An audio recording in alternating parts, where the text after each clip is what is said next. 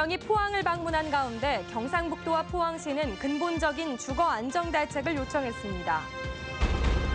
사용 가능 판정을 받은 지진 피해 아파트 주민들이 점검 결과를 신뢰할 수 없다며 반발하자 정부가 2차 조사를 실시합니다. 여진의 공포 속에 지진 피해 이재민 대피소에 대한 안전관리가 허술해 또 다른 피해가 우려되고 있습니다. 네, 시청자 여러분 안녕하십니까? 포항 MBC 뉴스 데스크입니다. 문재인 대통령이 오늘 지진 피해를 입은 포항을 찾았습니다. 포항여고 방문을 시작으로 흥해 대성 아파트 현장을 둘러보는 등 피해 현황을 살피고 시민들을 위로했습니다. 박상환 기자가 보도합니다. 지진 피해가 난 포항을 찾은 문재인 대통령은 먼저 포항여고를 깜짝 방문해 어제 수능을 치른 학생들을 격려했습니다. 당초 지진 발생 직후 포항을 방문할 계획이었지만 수능이 일주일 연기되면서 지진 발생 9일 만에 찾은 겁니다. 문 대통령은 지진으로 수험장이 파손돼 불안한 상태에서 수능에 임하면 포항 학생들이 제대로 시험을 보지 못해 불공정한 결과가 벌어질 수 있다며 수능 연기 배경을 설명했습니다. 포항 지역 1%도 안 되는 우리 포항 지역 학생들 안전 또 어떤 공정함 이런 것이 또 더 중요하다라고 생각해서 임기일정을 내렸는데 이어 지진 피해로 붕괴 우려가 있어 폐쇄한 흥해 대성 아파트를 방문해 주민들의 요구사항을 청취하고 복구 작업에 투입된 해병대원을 격려했습니다. 이미 지금 연안상으로도 재건축할 연안이 됐군요. 이번에 또 안전에 문제가 생겼으니까 이제는 뭐 재건축을 하지 않을 수가 없고요. 포항시가 그런 또 경제성하고 그런 또 문화재 보호라든지 환경하고 다 이렇게 조화시켜서 있습니다. 이어 흥해 실내체육관으로 이동해 이재민들과 점심 식사를 함께하며 애로사항을 들었습니다. 문 대통령은 상당 기간 지역 경제가 어려움을 겪을 가능성이 있어 지역 경제를 살리는 방안도 모색하겠다고 밝혔습니다. 또 지역 주민들에게 토양 액상화 문제 조사, 정신적 상처 상담 치료, 임시 거주시설 기한 연장 검토 등을 약속했습니다. MBC 뉴스 박상환입니다. 규모 5.4의 강진이 발생한 이후 조사가 본격화되면서 포항 지진 피해 금액이 900억 원을 넘었습니다. 포항시가 잠정 집계한 인명피해는 77명이며 이 중 11명은 병원에서 치료를 받고 있습니다. 시설 피해는 공공시설이 400여 건에 532억 원이며 주택과 상가 등 사유시설이 2만 3천여 건에 382억 원입니다. 이재민은 1,300여 명으로 흥해 실내체육관 등 13개 대피소에서 생활하고 있습니다. 중앙재난안전대책본부는 포항 지진 진앙 주변의 액상화 현상 조사와 관련해 전문가 자문과 관계기관 협의를 거쳐 다음 주에 개략적인 분석 결과를 발표하겠다고 밝혔습니다. 액상화 조사는 당초 8곳에서 10곳으로 늘어났고 시추를 통해 확보한 지질 샘플과 그동안의 건설업체들의 시추 자료, 기록 등을 종합적으로 판단해 액상화 여부에 관한 결론을 내릴 예정입니다. 국립재난안전연구원구와 기상청 등의 전문가 10여 명으로 구성된 조사단은 오늘까지 포항 진앙 주변 집안에 대한 현장 시추 작업을 마무리합니다. 아직 여진의 공포가 완전히 사라지지 않은 가운데 이재민 대피소에는 여전히 많은 주민들이 머물고 있습니다.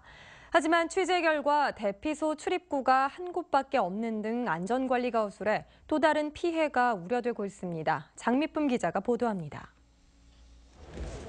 이재민 500여 명이 일주일째 생활하고 있는 흥해 실내체육관은 내진 설계가 되지 않았습니다.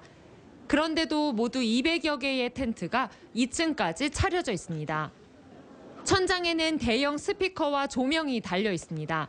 강력한 여진이 발생할 경우 이재민들의 안전에 큰 위협이 될 수 있습니다. 여진이나 화재 등 비상 상황 발생 시 노약자를 포함해 수백 명이 대피해야 하지만 출입구는 하나뿐입니다. 우리가 이것도 이것대로 해놔야지요. 그게 참 저가 아닌겨 그래. 중앙의 한 곳을 제외한 나머지 출입문들은 이렇게 대피소 통제를 강화한다는 이유로 모두 잠겨 있습니다. 또 다른 대피소도 사정은 마찬가지. 출입구가 여러 개 있지만 모두 막아버려 한 곳만 남았습니다. 사생활 보호를 위해 설치한 텐트 통로도 한 사람이 겨우 걸을 수 있을 만큼 비좁아 도리어 안전에 위협이 될 수 있다는 지적도 나옵니다. 통로가 복잡하니까 좀 더 넓으면 좋고 신발 벗는데도 좀 복잡해야 합니다. 만약 재차 지진이 온다면 우리 나가기가 힘든다. 좀 어렵습니다. 게다가 지난 15일 지진 이후 이재민들을 대상으로 한 대피훈련은 지금까지 한 번도 이뤄지지 않았습니다. 앞으로 여진이 계속 이어질 것으로 예상되는 만큼 자칫 뜻하지 않은 큰 혼란이나 대형 참사를 막기 위한 철저한 대비가 시급합니다. MBC 뉴스 장미쁨입니다. 포항 지진으로 전체 이주 대상 252가구 가운데 이번 주말까지 60세대가 새 보금자리로 거처를 옮깁니다. 지난 22일 대동빌라 22가구가 LH 장량 휴먼시아 아파트로 이사한 데 이어 오늘은 대성 아파트 23가구도 휴먼시아로 이사했습니다. 주말인 내일은 대동빌라 9가구가 오천 부영 아파트에, 대성 아파트와 대동빌라 6가구가 오천 보광 아파트와 연일 대공하이츠에 각각 입주합니다. 포항시는 국토부와 LH, 공인중개사협회의 도움을 얻어 1억 원 내에서 사용이 가능한 무담보 전세임대 물건을 확보해 나머지 이재민들에게 안내할 계획입니다. 포항시는 선 이사 후 계약을 원칙으로 이른 시일 안에 순차적으로 이재민 이사를 지원할 방침입니다. 포항의 강진 피해를 겪은 10여 개 아파트 가운데 대성 아파트가 사용 금지 조치된 반면 다른 곳들은 사용 가능 판정을 받았습니다. 사용 가능 판정을 받은 아파트 주민들은 점검 결과를 신뢰할 수 없다며 반발하고 있는데 논란이 일자 정부가 2차 조사를 실시합니다. 김영일 기자가 보도합니다. 포항 강진으로 피해를 입었지만 현재 사용 가능 판정을 받은 아파트입니다. 외벽 곳곳이 부서지고 아파트 바닥면에서는 집안 침하 현상까지 의심되고 있습니다.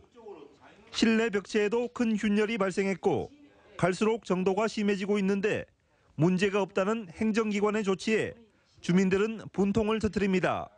자꾸 진행되고 있는 상태인데 어떻게 이거 안전하다고 균열이 간 자국이 더 심해지는데 그럼 시장님께서 이거 돌아가가지고 살아보시든지요. 또 다른 아파트도 사용 가능 판정을 받았지만 인적은 찾아볼 수 없고 텅 비어 있습니다. 일부 남아있던 주민들마저 계속되는 여진에 아파트를 속속 떠나고 있습니다. 여진이 오면 이거 어떻게 감당 안 한다는 거죠. 불안해서 이거 들어가지 못하고 나도 지금 이삿짐 날르고 있어요 좀. 이처럼 사용 가능 판정을 받았지만 안전성 논란이 제기된 아파트는 모두 10곳에 이릅니다. 행정자치부는 주민들의 불신을 해소하기 위해 2차 안전조사를 실시하고 있습니다. 행정자치부는 조만간 2차 조사 결과가 나오면 아파트 사용 가능 여부를 최종 판단하겠다는 입장입니다. 하지만 행자부의 이번 조사도 정밀 안전 진단은 아니어서 어떤 결과가 나오더라도 안전성 논란은 지속될 것으로 예상됩니다.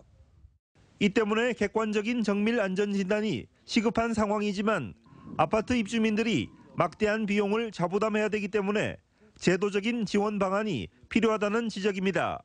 정밀 안전 진단이라든가 그런 걸 통해서 피해의 내용과 보수 보강의 가능성 및 범위를 결정을 해야 됩니다. 이제 그런 비용들이 아직까지는 기준이 없기 때문에 심각한 강진 피해를 입고도 주거 가능 판정을 받은 이재민들. 정부 지원에서도 사각지대에 놓일 가능성이 높아 이들을 위한 대책이 시급합니다. MBC 뉴스 김향일입니다. 포항 지진과 인근 지열발전소와의 연관성 논란이 이어진 가운데 정밀 조사를 촉구하는 국민청원과 폐쇄 요구가 잇따르고 있습니다.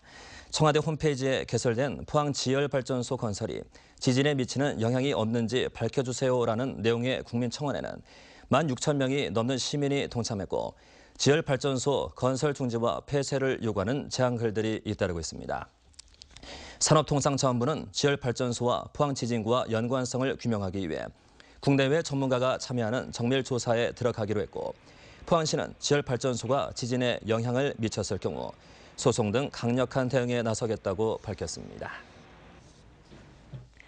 경상북도교육청은 포항 지진으로 인한 피해 학교 85개 기관을 대상으로 자체 예비비 157억 4천여만 원을 지원합니다.